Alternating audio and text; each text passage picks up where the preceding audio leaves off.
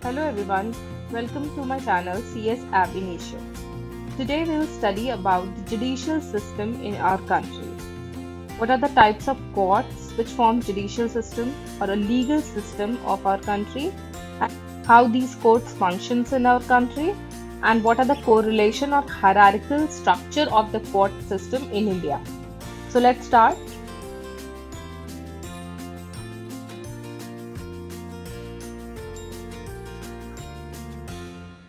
So first we'll start with understanding of judicial system of our country. Judicial system of our country basically consists of courts which are constituted for working at a different levels. और constitution basically speaks of independent judiciary मतलब हमारा जो constitution है वो हमें बताता है कि हमारा जो जुडिशियल सिस्टम है वो इंडिपेंडेंट है। इंडिपेंडेंट किससे? गवर्नमेंट से। गवर्नमेंट इन्फ्लुएंस नहीं कर सकता है हमारी जुडिशरी को, जो कि हमारा बेसिक नेचर है कॉन्स्टिट्यूशन का। कॉन्स्टिट्यूशन ने बोला है कि जो जुडिशियल सिस्टम है कंट्री का वो इंडिपेंडेंट होना चाहिए, independent of all influences from the government. That is what means independent judiciary. So हमारी कंट्री में there are courts constituted for working at a different levels, and these court have a specific hierarchy. और ये court सब मिला के हमारा judicial system और legal system constitute करते हैं। Let's see how. जो हमारी इंडियन जुडिशियल सिस्टम है वो बेसिकली तीन तरह के कोर्ट से बनता है। एक होता है सुप्रीम कोर्ट, एक होता है हाई कोर्ट और एक होता है सबऑर्डिनेट कोर्ट्स। तो सुप्रीम कोर्ट हमको पता है, एक ही सुप्रीम कोर्ट है हमारी कंट्री में जिसको पहले फेडरल कोर्ट भी कहा जाता था। तो Supreme Court is a single court of our country. उसके नीचे आता है high court. High court state wise differ करता है, हर स्टेट का एक हाई कोर्ट है, वो हम देखेंगे भी हाई कोर्ट का स्ट्रक्चर क्या है हमारी कंट्री में। और उसके बाद आता है सबऑर्डिनेट कोर्ट। तो सबऑर्डिनेट कोर्ट्स वो कोर्ट्स होते हैं जो हाई कोर्ट के नीचे काम करते हैं।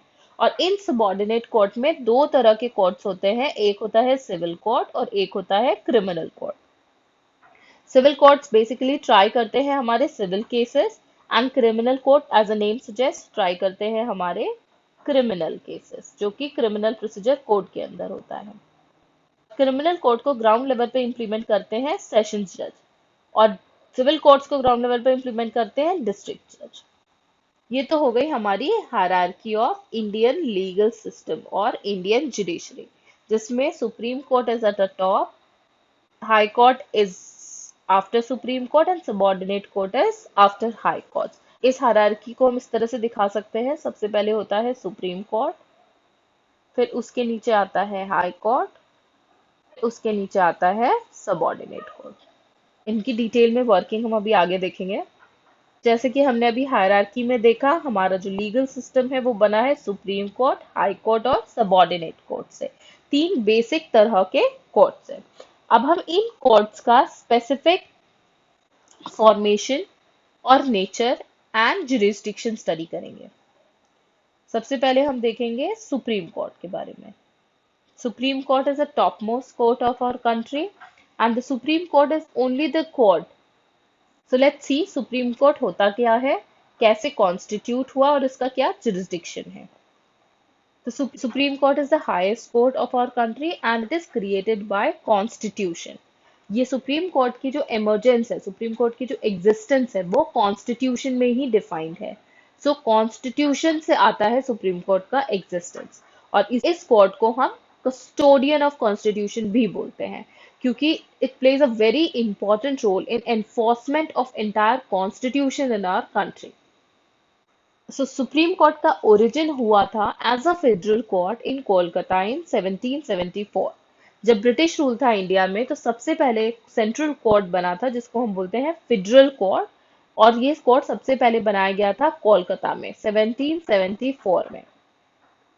मतलब इसे सुप्रीम कोर्ट नहीं बोलते थे। तो Supreme Court as a Supreme Court existence में आया 1950 में, in the year in which our constitution was enforced. So 1950 में सबसे पहला सुप्रीम कोर्ट बना हमारी कंट्री में, जो बना न्यू दिल्ली में। And supreme Court is the court which implements the independent judiciary feature of our constitution. अब देखते हैं सुप्रीम कोर्ट का क्या jurisdiction है। तो सुप्रीम कोर्ट का बेसिकली तीन तरह के जुरिस्डिक्शन होते हैं। सबसे पहला जुरिस्डिक्शन होता है ओरिजिनल जुरिस्डिक्शन, जिसमें Supreme Court as an actual court काम करता है, जैसे बाकी लोअर कोर्ट्स भी काम करते हैं। तो सुप्रीम कोर्ट का जो बेसिक काम है, जो उसका ओरिजिनल काम है, वो क्या है? अपील सुनना सिविल और क्रिमिनल केसेस के, जो आते हैं हाई कोर्ट से और कुछ सेलेक्टिव ट्रिब्यूनल से। So Supreme Court exercises its original jurisdiction by entertaining appeals in civil as well as criminal cases which comes from High Court and certain selected tribunals. So ये तो हो गया original jurisdiction. उसके बाद बहुत important jurisdiction आता है supreme Court का, रिट jurisdiction, जिसकी वजह से हम सुप्रीम कोर्ट को कस्टोडियन ऑफ कॉन्स्टिट्यूशन भी बोलते हैं।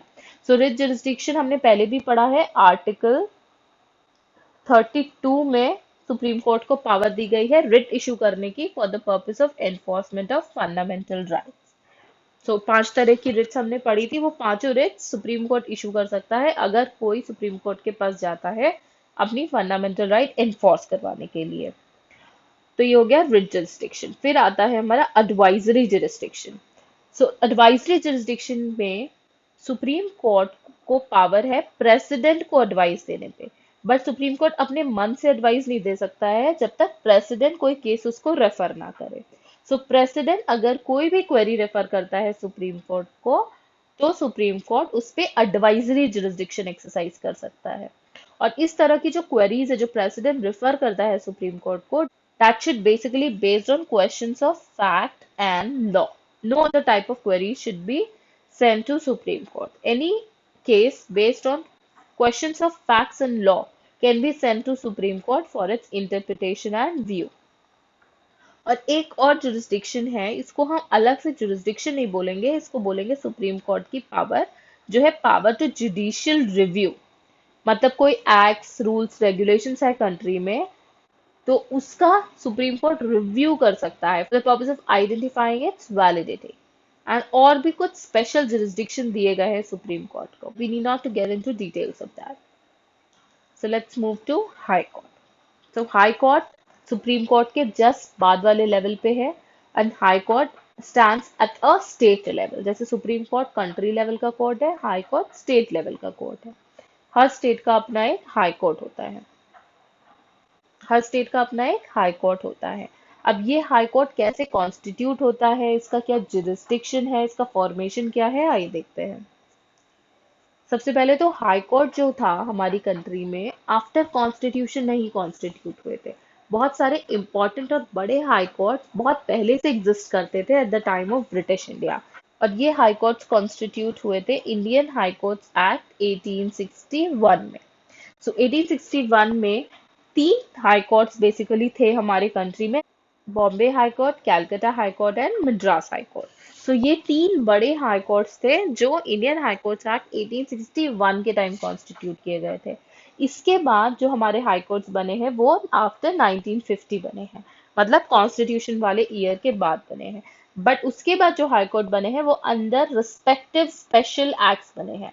ये जो स्पेशल एक्ट्स होती है ये स्टेट एक्ट्स होती है, स्टेट लेजिस्लेचर इन एक्ट्स को फॉर्म करते हैं, और इन स्पेशल एक्ट्स के अंदर हाई कोर्ट्स बने हैं। मतलब हर हाई कोर्ट एक स्पेशल एक्ट के अंदर बना है, there is separate act for each high. अब देखते हैं हाई कोर्ट का जुरिस्डिक्शन क्या है। तो जैसे सुप्रीम कोर्ट हाई कोर्ट की अपील्स एंटरटेन करता है, वैसे ही हाई कोर्ट के पास पावर है अपीलेट जुरिस्डिक्शन का, जो लोअर कोर्ट से अपील आती है both civil and criminal cases में।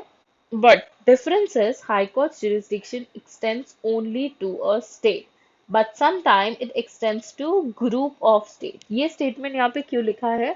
क्योंकि कुछ cases में there is a single high court for 2 or more states.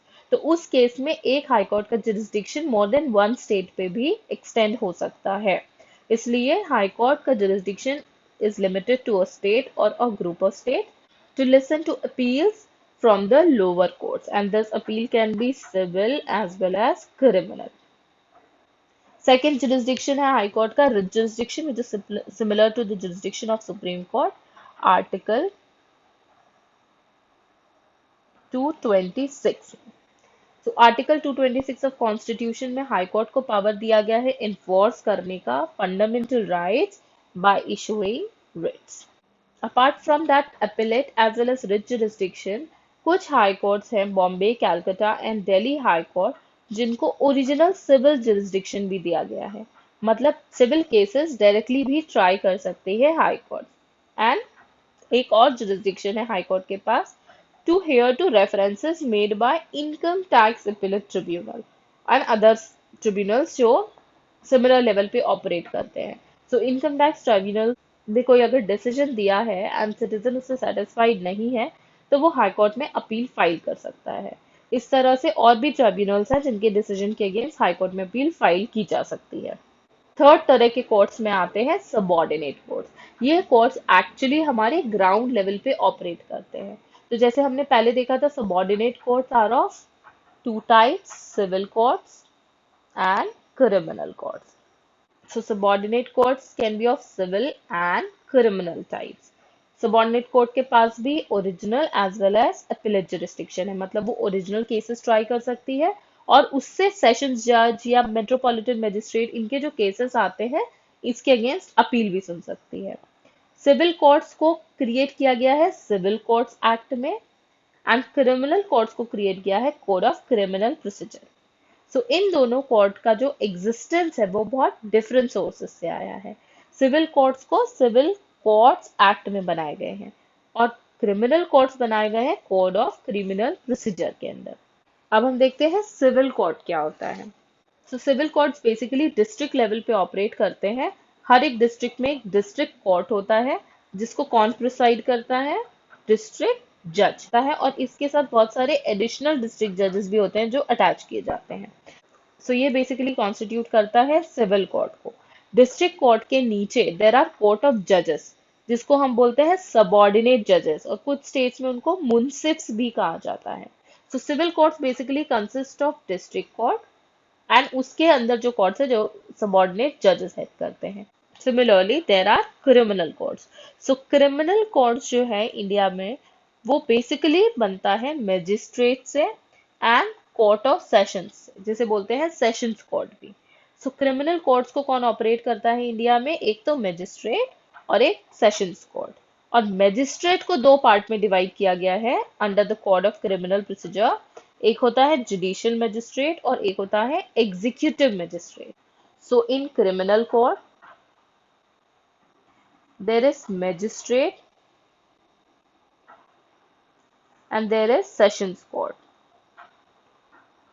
and these magistrates are of two types, judicial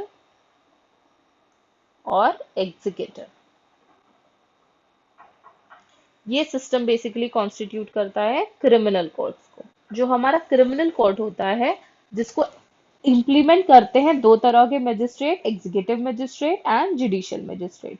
so executive magistrate के पास थोड़ा कम पावर होता है, वो क्रिमिनल प्रोसिक्यूशंस नहीं ट्राई कर सकता, बट वो कुछ इंपॉर्टेंट डिसीजंस देता है which are of importance for public tranquillity.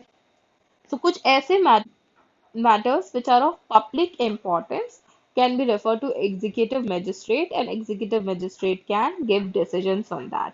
So his jurisdiction is basically confined to those miscellaneous matters which are of public importance. So executive magistrate की जो proceedings होती है उसके डिसीजंस किसी का कन्विक्शन या एक्यूटल नहीं देता है, मतलब किसी को कन्विक्ट नहीं कर सकता वो और एक्विट भी नहीं कर सकता।